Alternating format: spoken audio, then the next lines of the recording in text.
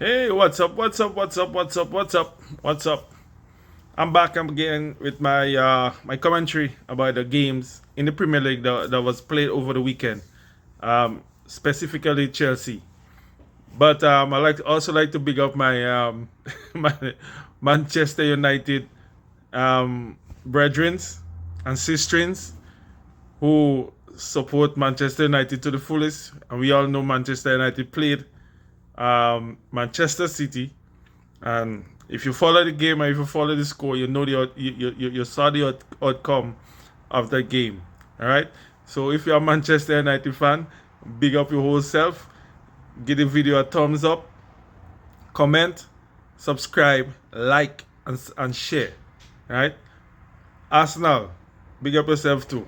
You guys won today, so big up yourself. Um, Tottenham, Aston Villa, Brentford, Everton, uh, Luton, Sheffield. It doesn't matter what team you support and you're watching the video. Enough respect to you. Thank you for watching. And if you're subscribed before, thank you for the subscription. Continue to comment on the video and encourage your friends and your brethren and your sistrins to watch the video, like and subscribe. All right. Okay, so we saw Chelsea played Brentford in the London Derby over the weekend, and the game ended up 2-2. We saw Chelsea scored first, a goal by Nicholas Jackson. Brentford came score two from behind. Score was 2-1, and then Chelsea equalized in the latter stage of the game, ending the game at a 2-2 draw. All right. My commentary on the game: Chelsea, and I'm gonna speak specifically from Chelsea. We see a little inconsistency again. I mean, anybody who's looking at Chelsea can see some of the problems Chelsea is facing. For me, personally,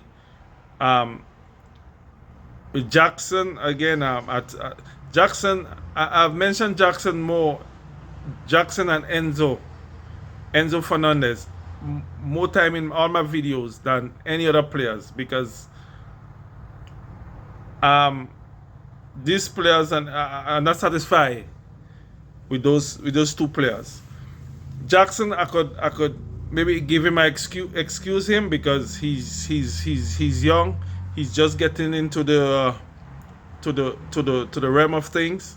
He's trying to adapt to the Premier League and so on. He before he came to Chelsea, he wasn't a recognized striker like some of the other guys, big name like Haaland and the guys on them. He wasn't recognized. Now I believe he gonna, if he take the coaching that he's getting, if he's getting good coaching, I believe he gonna with time he's gonna be a good striker. But as we can see, he needs to work on his finishing. If he could develop that deadly instinct in front of the goal, he could score a lot of goals, and he could probably take his game and maybe take Chelsea to another level. But for now, he's lacking. He's lacking in front of goal. Right? We saw the chance that he I wouldn't say he missed, because but he would have, based on the replay, we'd have seen that it would have called back for offside. But he was supposed, when he go dribble the keeper, right? He went wrong the keeper. He was supposed to put that ball in the back of the net and let VAR deal with the situation. Sometimes you never could tell. Sometimes you think he's offside, but when you take VAR and draw the line or whatever, sometimes it's very, very, very close and he's onside. But he dribbled the keeper, and for some reason he couldn't put it. He gave the defender a chance to clear the ball off the line. I mean, he's supposed to finish the ball in the back of the net like easy, but easier said than done for him. And you heard me speak about Enzo many times too. Enzo price tag, leave a lot to desire. Right? I personally believe Chelsea overspend for Enzo. They definitely overspend, and Benfica might be probably laughing at them right now because they definitely overspend on Enzo. Okay, he has not shown that caliber of player that his transfer fee worth. He haven't, straight up. And I can see that he was tired. He was tired in the game. As the game went on, he was tired. He was tired because I saw a ball on the right side of the field. He didn't even bother to track back to help Ben Chilwell on the right, because Ben Chilwell was the left back. So the Brentford was going, the ball for Brentford was on the right side, and he didn't even bother. He didn't even make the effort to run back because he was tired. And like maybe 2 or 3 minutes after that, he got substituted. So the coach saw he was tired. All right. My next situation with Chelsea again. I'm trying to be. Let me try to be clear as possible. I personally don't want. Pochettino is under pressure. I personally don't want him to be sacked. I think Chelsea should keep him and give him time, right? At least give him the next the season after that, the next season, and then if Chelsea hasn't improved, then you probably make the move and sack him. But they shouldn't sack him after the in the off season. They shouldn't sack him. No, but however, I've been a Chelsea fan for a lot of years, like 20 years, right? And Pochettino need to install a fierce mentality, fierce for a better wonderful word, mentality in Chelsea. He need to develop that mentality where no matter who you are, no matter what kind of player you are, you can't beat us. And for you to beat us, you gotta come very, very, very, very, very, very hard. We know the Premier League has some strong teams, and we can see that 3 teams at the top of the league: Man City, Arsenal, and Liverpool. Very strong team. Maybe it could be the 3 strongest team in the together with Real Madrid. Could be the 4 strongest teams in Europe. Maybe you could throw Leverkusen in there because they're on top of the Bundesliga and they are playing well with the coach. So maybe you could add them there. But those 4 teams are very strong. But one thing that the teams have, especially Man City have a mentality that you score 3 on them, they're going to try to score 3 or 4 goals on you. You score 4, they're going to try to score 4 or 5 goals on you. Right? That's the mentality Pep Guardiola has installed in Man City team. It doesn't matter who they're playing, where they're playing, home and away, it doesn't matter. You score on us, we're gonna score on you. Right? You score 2 on us, we're gonna score. And we saw it especially when they played Chelsea in the first round of the Premier League.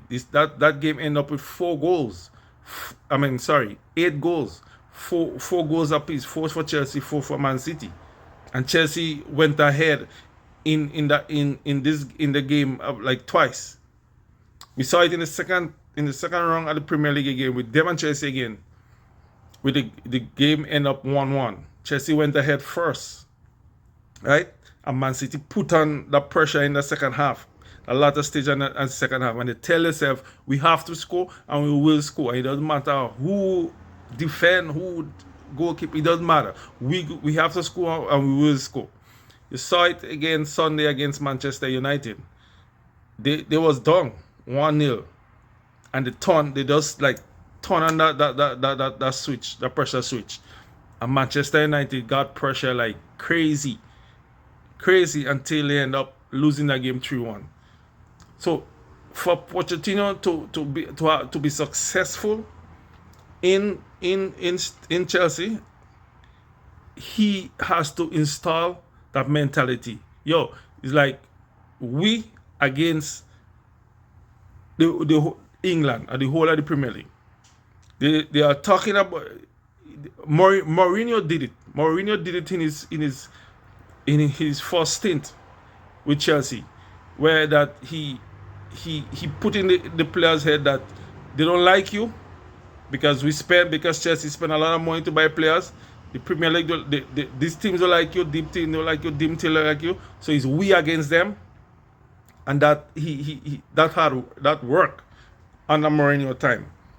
It worked because that same mentality Chelsea, Man City have, where you score 5, we're gonna score 6. That Chelsea had that mentality in Mourinho first stint, right?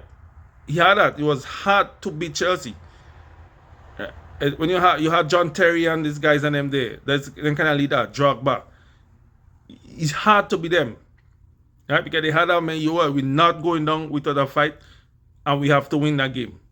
So, and we saw it. And if you follow Chelsea, a good example of that was in the first Champions League final against Bayern Munich.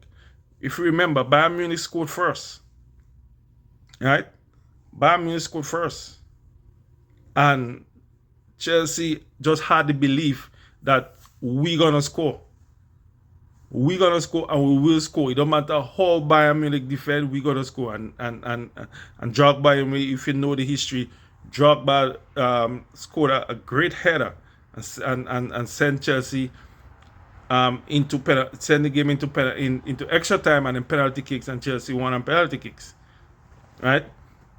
So Pochettino has to have to develop in the team. Yeah, the team is young, but he had to coach that into the team.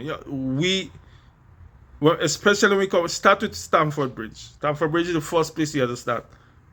When you're in Stamford Bridge, any team, it don't matter, Manchester United, Liverpool, Arsenal, it doesn't matter. When you come to Stamford Bridge, you have to come good to beat us.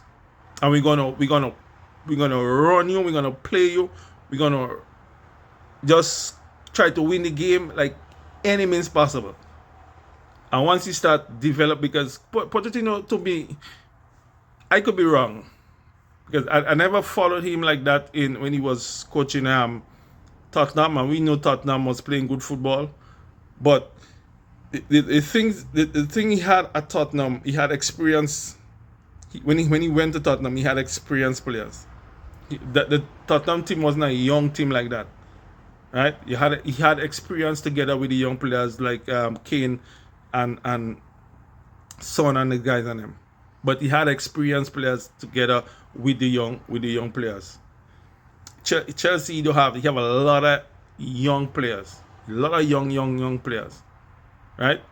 So that's the best time to install that kind of mentality with the young players, right? So hopefully he can do that.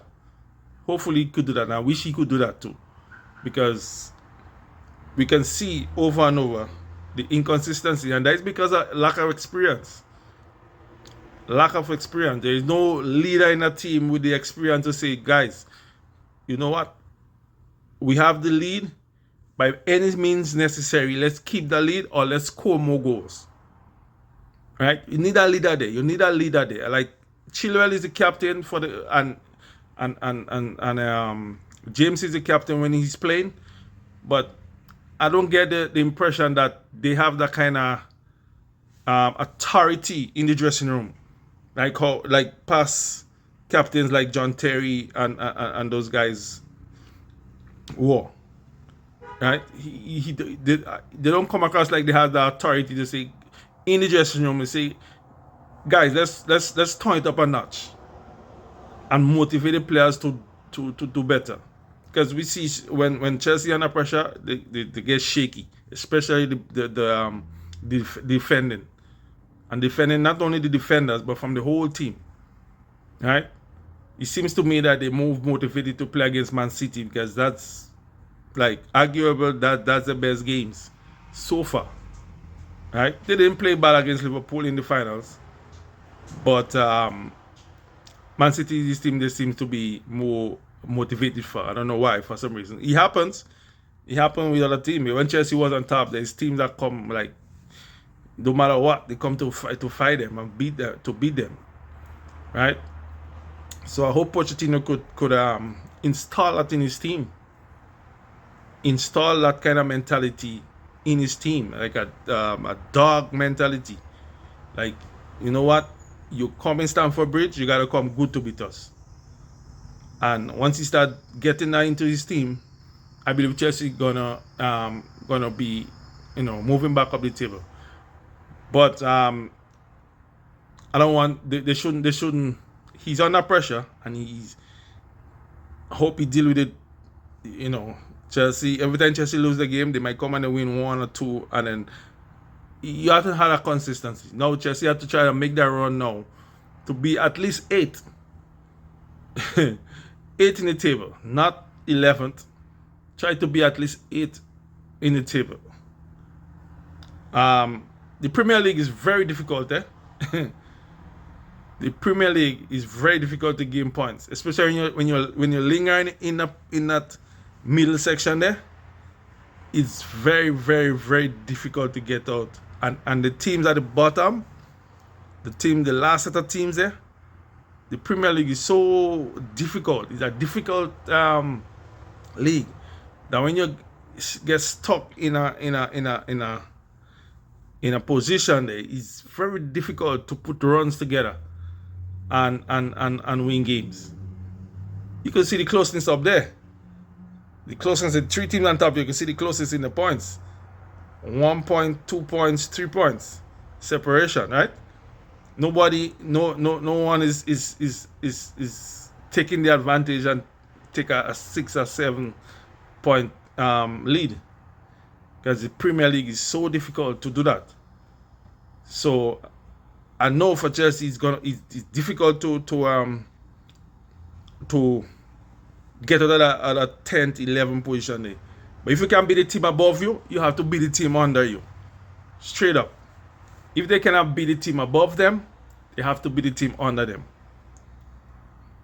Beat the team under them. This thing has Luton and them coming and give you trouble and in